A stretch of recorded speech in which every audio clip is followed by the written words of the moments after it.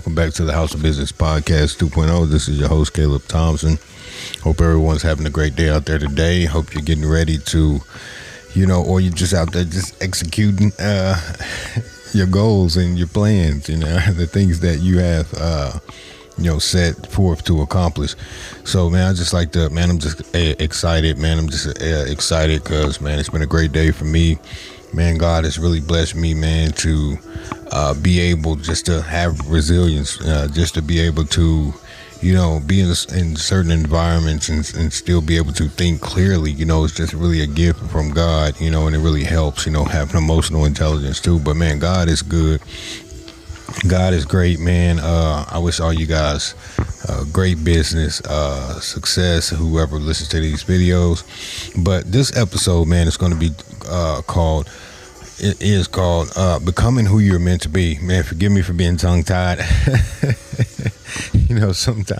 Sometimes I do, so many different things. And when it comes time to, I try to balance my energy out. So sometimes I may be doing two other things. I may have got off of a podcast, and I may have done some marketing, and then had a group meeting with the team, and then just never know what happens, and then I kind of get tongue-tied a little bit. But I'm back, I'm focused. All my energy is going towards this. So this episode is going to be called Becoming Who You Are Meant to Be. Becoming who you're meant to be. So I'm going to give you 3 talk points here, as I usually do, and we're just going to let it rock. So we're talking about becoming who you're meant to be. We all know that it starts with you yourself as a person, but I'm going to tell you something, and I hate to say it like this, but there are people who strategically know how to build a business without growing themselves. And what I mean by that, they can still lack morals. They could still not be disciplined in certain areas, but they're skilled. Like someone could not be a professional in marketing, but they could be a professional in sales. That is their gift. That is what they've studied to do, but they can still have harmful habits, but because they're a professional in this area, that skill set is needed. So what I'm saying is this, we're talking about becoming who you're meant to be, but we're talking about becoming who you're meant to be in such a way where, and don't get me wrong here. A person like that who can build a business, a person like that who can build a business but really doesn't have discipline, sooner or later, your gifts can take you to certain places that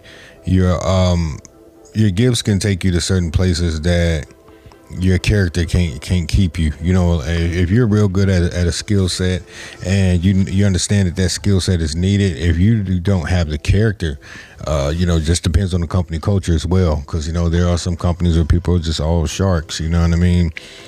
So it just depends on the owner of the company, or if you are the owner, you hire your weaknesses. But let's not get too far in there. But becoming who you're supposed to become, or you're supposed to becoming who you were meant to be.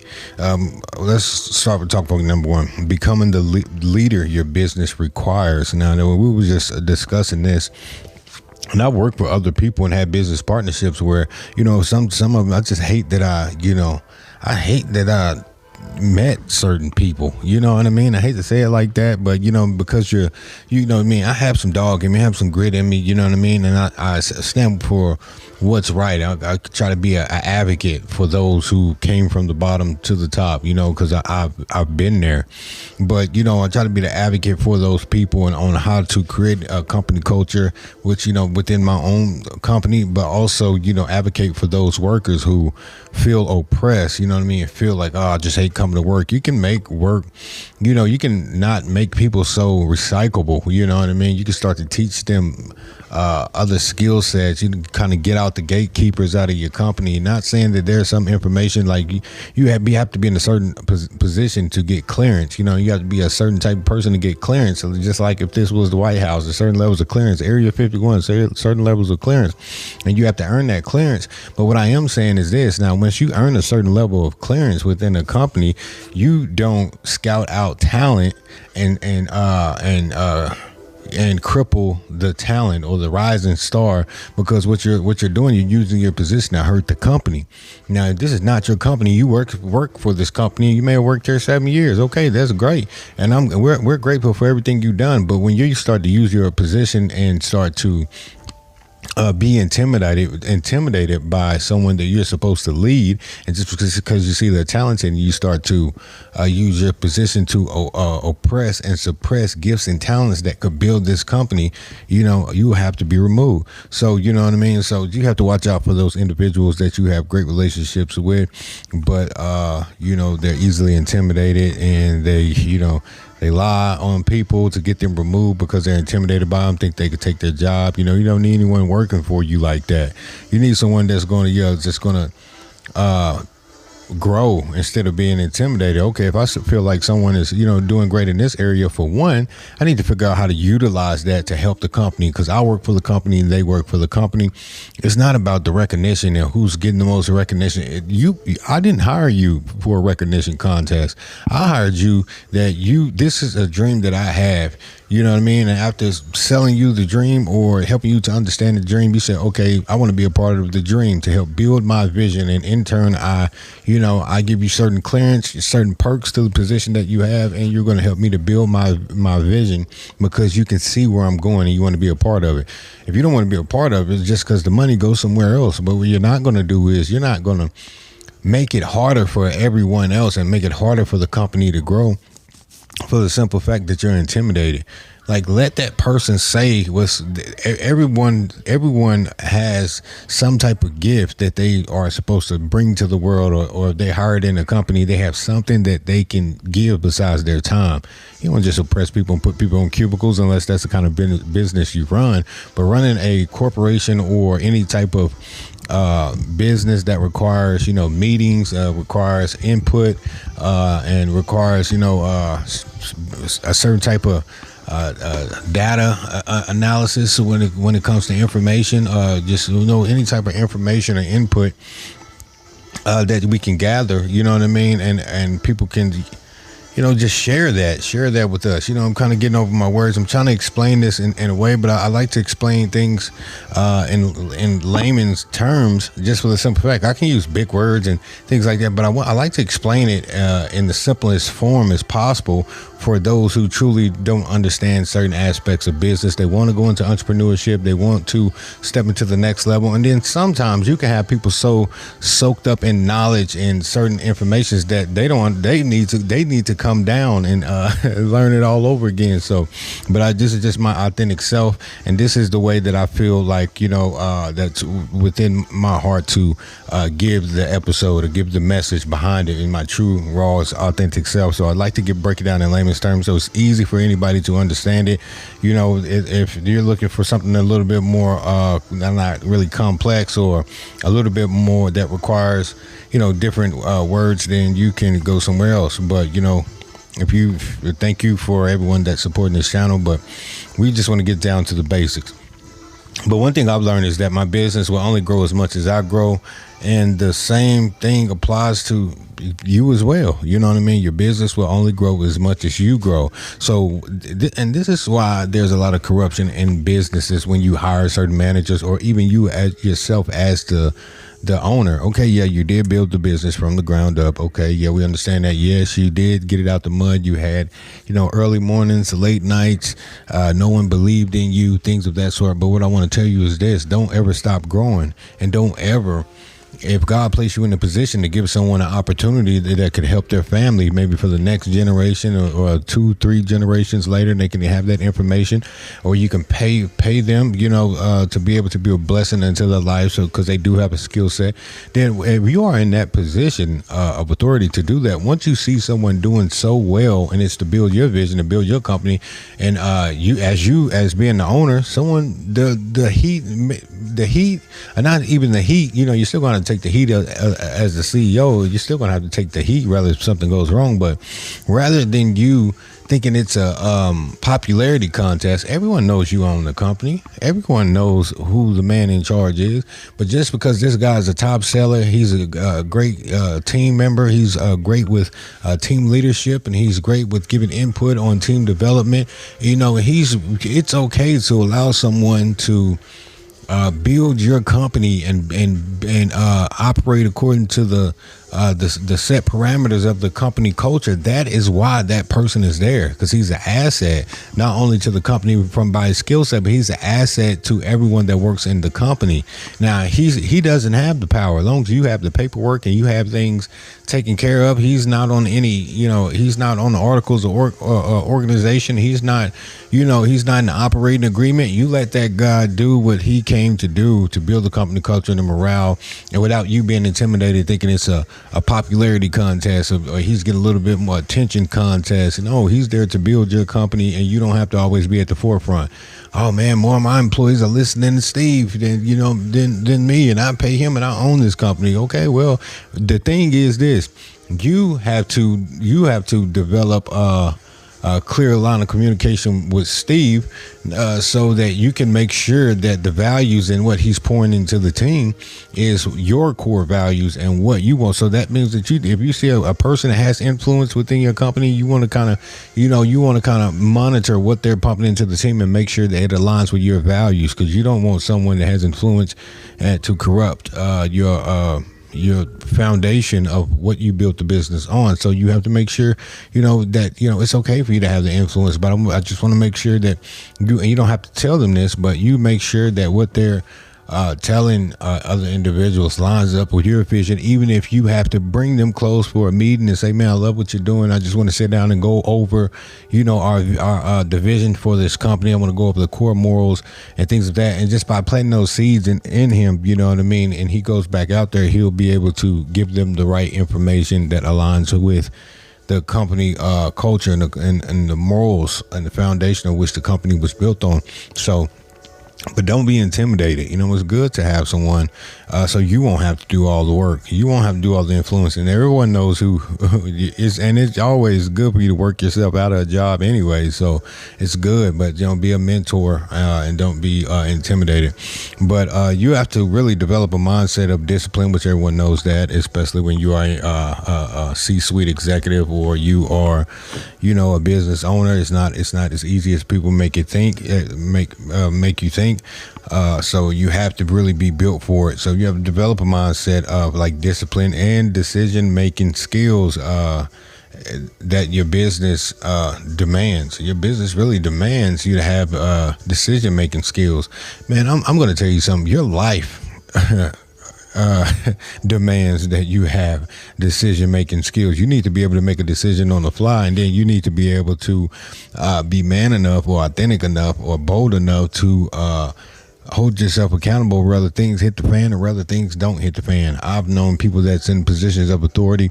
Everything will go well. They're laughing, slapping hands, doing this and doing that. And then, as soon as something goes wrong, they pass the blame off on someone else. You know what I mean? They're not man enough to stick by that decision. They're not man enough to stick by that. You know what I mean? They'll go somewhere and tuck their tail, and then they'll let another employee or another executive, take the heat for it or try to shift the blame to them instead of being like, no matter what happened or what happened, made some mistakes, I address it with the person if it is someone else, and if it isn't, it's still going to fall back on you. You know what I mean? And people don't. I tell people this all the time. People don't care if your fish died or if your spouse passed away or anything like that. If you're running a Kennedy's Fried Chicken, you have a chain of Kennedy's Fried Chicken. You can't shut down all the chicken places just because you're going through a rough time. Production still has to go on. And people don't care. They just want to know, is the chicken hot? Is the fries fresh? That's all they care about. And you still have to be there unless you have already set it up to to a point where, let's say you have 3 stores, and then you still have to be involved to some degree. Someone may call in, you have 3 stores just getting it off the ground. You may have to tell one employee that took off to go to another location, or you may have to be there yourself. So, in the midst of grieving, so it's just no one cares. No one cares. I'm saying there are people that do care, but I'm just the customers who don't know you. They are not knowledgeable about the situation or the circumstances that surround your life. So you just have to keep moving forward. So you do have to make those decisions. You still have to be disciplined, be able to contain yourself and be seen as a leader while still in pain. You could be bleeding, and you're going to have to patch up someone else's wounds. You can be hurt and wounded, and you're still going to have to heal someone else. So that's just the position that you were destined to be in. So, but I had to identify basically where I was lacking. That's one thing I always do. I always take I always analyze myself. I always analyze myself and see where I'm lacking, see where I can do better, and you need to do the same too if you want to level up. So if you really want to level up in life, a lot of people say, man, if you want to level up, man, it's not who you know, but who knows you. Okay, yeah, that's true to a degree. But people can know you from your skill set, but not really get to know you as a person. Oh man, I like what this guy's doing. I like what he's doing. But what kind of person is he? You know what I mean? Yes, he's talented. Yes, but what kind of morals does he stand on? What kind of foundation? What is his foundation shaky? Yeah, he's extremely talented. People are talking about Allen Iverson all the time. Yeah, he's extremely talented. He never went to practice. He could still make 40 points and this and that. Yeah, that was cool and that was good.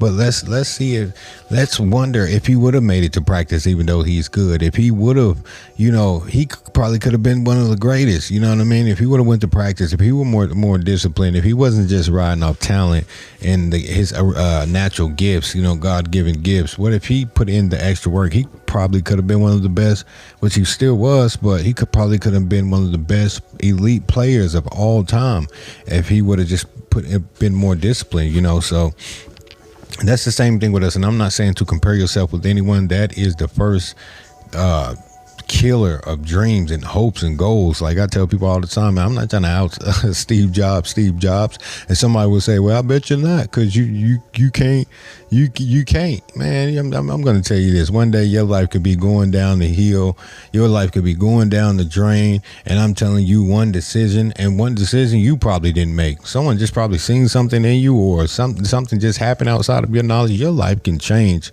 within 5 minutes. Your life can change overnight, and you can be in a position that no one ever thought you would have been in. They don't see that all the work that you put in behind the scenes and everything that you built, but somebody could have got wind of it. God could have put you in somebody's heart to do something. People say, well, I don't believe in all that. I believe in the work. And there's okay, you have hope in the systems. You have hopes in the systems of this world. But I'm going to tell you something. Everything is not just with the natural eye. There is, and a lot of people know that as well, dealing with spirituality on another level, or maybe in darkness. But I'm going to tell you now, everything is, you can't just trust the system, man. Things happen, and that are not coincidence, and people don't like to say God, they'll say the universe. Okay, don't you know that client that you got, yeah, you might have the right things to say. You may have, had the right persuasion tactics. You may have been in sales for 30 years, but I'm gonna tell you can take the number one top salesman in the world and somebody will still tell him no. You know what I'm saying? Even after he tell them, man, the benefits that comes with it and it's going to benefit them, you can tell them, because they have to have a heart, you know what I mean, to accept that, or, you know what I mean? It's don't you know why I say that? Because there's plenty of people that know they need help, that help is available, and they turn the help away. And people say, well, that's the mindset. Well, I'm going to tell you something. That's the same thing with sales or anything. People can know that they can have the money, they can do whatever, it can be beneficial to them, and they can still say no. So it really has to do with the heart of a person and the mindset of a person. But sometimes some deals will not be made, and some deals come by God being able to turn that person's heart towards you. You know what I mean? Some people's heart can be turned from you. You know, they can just hate you for no reason. You can wonder why this is not happening or that's not happening. But it's because if those people were to tell you yes, that would be more of a burden as a business partner. That would be more of a burden as a client than a blessing to you. You know what I mean? So I just never know why things work out the way that they work out. So number 2, aligning your business with who you are becoming. You got to have a clear vision, get a clear vision and some clarity on where you're going. You know what I mean? And then you have to be able to take that visual where you're going after you write it down, business plan, a vision board. After you write it down, the next thing to do is find a way to share that vision in a way where it helps people to understand and believe what you're building. Kind of like a sales pitch, but you're basically pitching your dreams to other individuals to see if they would like to be a part of it and help you along the journey. So one thing that really that I really had a problem with is I knew exactly what I wanted to do. I had it all mapped out. I had it, but if someone came along to help me, you know, and they're like, okay, so what direction are we going? I know within my mind exactly where we're going, where I want to be in the next 5 years, 10 years. I have strategic goals. But for me to break it down to the point, you know, I used to always tell them from the standpoint as if they already knew what was going on, and I was taking them too fast. So I had to go all the way back to the beginning, which was kind of hard for me to do, kind of tell them how this company was made, you know, how did we come up with this design, where we want to go, what services we offer. And I just say, well, yeah, you know, I didn't know how to start from the genesis of it all and basically, you know, tell the story to draw the individual in, you know, get them emotionally involved, you know, dealing with storytelling with when I hired people. So, you know, but now, you know, you have to know exactly where you're going. You have to have a visual of where you're going, but you also need to know how to reiterate that to other individuals and speak to other individuals to let them know exactly where you're going and what you're trying to accomplish. So you need just something that's needed, but you can't keep making decisions based on comfort. You need to move with purpose. So you just cannot make decisions. And that's one thing that I was talking about. We were just talking about the systems and how people's like, okay, then the systems, I can use the system. I don't believe in that faith stuff, and I don't believe in the universe and manifestation, and I don't believe in this. And I believe you want something, you go out there and get it. Well, that's part of manifestation. The manifestation is basically you having a goal or an intention, and then you making necessary actions to bring it into fruition. That means it's like me saying, oh, I have a mental goal of me wanting to win the lottery. Okay, the lottery is just not going to pop up in my back pocket, the right ticket. So I have to put an action towards that. And that is my act of faith to activate, start the process of manifestation. So while I'm just saying it within my mind, I'm getting visual. I'm soaking in that frequency of, you know, of what I'm saying. I'm becoming that by rewiring my brain according to it. But I also have to act like I'm thinking, you know. I can't say I'm a millionaire and I'm a millionaire, and then I'm still, you know, I'm not finding out ways and avenues to create extra streams of income. What I'm doing is I'm sitting there begging, or I'm just sitting there waiting, saying I'm a millionaire. You know, you have to start thinking like a millionaire. You have to make millionaire moves. You have to think about extra streams of income. You have to think about generational wealth. You need to be financially literate. You know, you can't be a millionaire and you don't know how to invest. You know, you will never become a millionaire without investing investing, you know, your time, energy, your finances. So you can't become a millionaire either saving as well, saving money. Doing this year, you're going to have to invest some kind of way. So you need to be financially literate. You need to, take some financial education course. You need to take some courses on different types of investments. And then, but these things need to, you have to make decisions that's not based on just comfort. Oh, I know this is safe, so I'm going to do. You're going to have to take some risks, man. You are going to have to take some risks, and you got to take some risks with faith, knowing that you win some, you lose some. But after you gain enough knowledge to make and I'm just not saying that I've always heard if you don't really understand certain stocks. If you don't understand, need to have a clear understanding of what you're investing in. You need to do some research, and you need to read about it. You need to become knowledgeable about what you're going to invest in. You just don't invest in something just because the oil stock is going up, so you know what I mean. Or gold around this time is going. Okay, I understand that, but I need to research it on my own and kind of get a full picture, of what I'm going to invest in. You need to really take the time to get that information and let it soak, and so you can make a clear decision. So if anything goes bad or anything goes well, a good payday, you get a good return on investment. Or even if you do not, at least the next time at least I made a decision that's based off of information that I've gained and truthful information about the market, about gold, about the different seasons and times and what can affect it, what can affect its prices. So at least do the research. But I've had to let go of a lot of things that didn't align, and you'll have to do the same to grow as well. So I heard Grant Cardone. I don't really say names, but I heard him say that you have to if you want to be if you want to go to 10 million and you're already a millionaire, you have to let go of the millionaire mindset. You know what I mean? There's a mindset that's going to get you to $1 million, but there's another mindset that's going to get you to 10 million bucks. So as you start to grow, you have to let go of certain versions of that millionaire version of yourself to be, 10 million, to make it to 10 million, to make it to 20 million, to make it to 50 million. There's a mindset that you have to have that levels you up to get to those heights. You can't take a millionaire or mindset to make, $5 million or $10 million. You need to shift your mindset in order to grow and scale and to operate and handle large sums of capital on a different scale. So, but like I say, your business should reflect the person that you're becoming, not who you used to be. And that's gonna so you got to know exactly where you want to go. You have to live as if you're already on that timeline. Life, every version of you is already available. You're just switching those timelines and becoming that person. So the you that's 20 years from now, what depends on the broke version of you from 20 years from now, he exists on a timeline, and the billionaire version of you from 20 years from now exists on a timeline.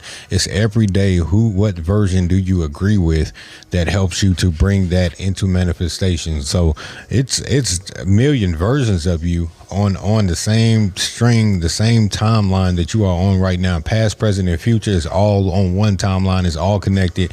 But by the decisions that you make, it switches the timeline by each decision of who you're going to agree with or who you're going to become. So you have to make choices. Helps to manifest certain timelines of the version of the person that you will become. But constantly learning, evolving, and adjusting, and that's something that, man, we really need to commit to. So you can't just stay the same and expect different results in your business. I always heard that as well. There's a difference between building a company and, while establishing brand awareness, and while you're building a company, people say, man, don't start a company unless you have your first client. And I do understand that, but a lot of times I built a lot of companies based off me not wanting to lose that idea, or me saying, okay, well, let me find a client first and stuff. No, if I have an idea, I immediately start to build the logo. I start to build the brand, get a brand package of the font, exactly what the brand is, the colors. I start to build a name, slogan, create a full business plan with the market, with the economy, or the GDP of United States. And in this particular, I do a business, industry overview, and see how much money does this industry own? Does it have, or man, I can't even think of the word. I hate when my tongue gets tied like that. But how much money is contracted through this business, or how much does it make over time? So within a year, I try to do it by the year. So and then in full time that they have available. that information if they have available. But I do a full industry overview, just to give me an outline of what I'm stepping into, and different marketing strategies that other companies use. I do SWOT analysis on the competitors that's in the area. Rather, that really doesn't matter because there's a million people selling clothes. There's a million people at grocery stores. There's a million people selling chicken. So you know what I mean. You can say, man, I can do a SWOT analysis and try to beat their price or beat that. I'm going to tell you something. If you are truly authentic, and you just stand on not understanding that there's competitors, but if you just stand on your authenticity or your brand, people will come, people will eat at your restaurant, people will shop at your store, especially if they know the person behind the brand as well. But being authentic, not jumping on every trend, standing for something, having your brand stand for something, will get you customers. So you don't have to really just go out of your way to. It's good to research other companies, kind of see the strategies that they're using. You're not just going to copy and paste, but you can. You don't have to copy and paste, but you can take the time to. I would say modify that strategy and help it to align with your core values before you relaunch or you use it for a company. But I like to invest in myself because I know it directly impacts my business, and I believe you guys should as well. I know people, you have to invest in yourself. But this journey isn't a one-time transformation. It's a continual process of becoming, until you leave this earth. So, man, once you get on that timeline and becoming a business owner, once you get on that timeline to,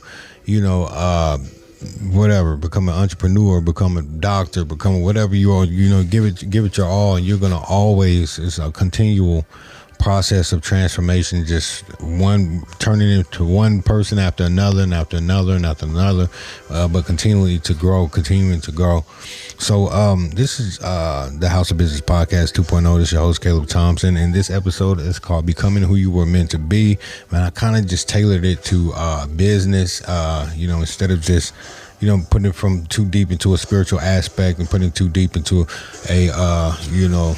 but it has to be a moral aspect to it as well. If you're going to be a leader over a company or over employees, you have to understand that, you were put into a position, or even work your way into a position where you have the responsibility in the lives of families in the palm of your hand, and you won't be judged lightly by misusing that power, whether you got in that position, you think by yourself or not.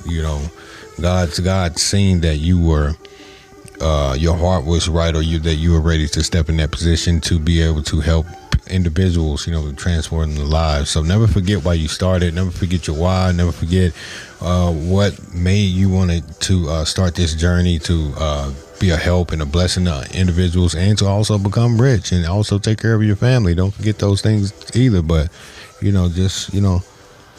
just remember why you started all this. So becoming who you're meant to be, it's not a one-time transformation. You are always going to be coming, continue to grow, pour into yourself and pour into others as well.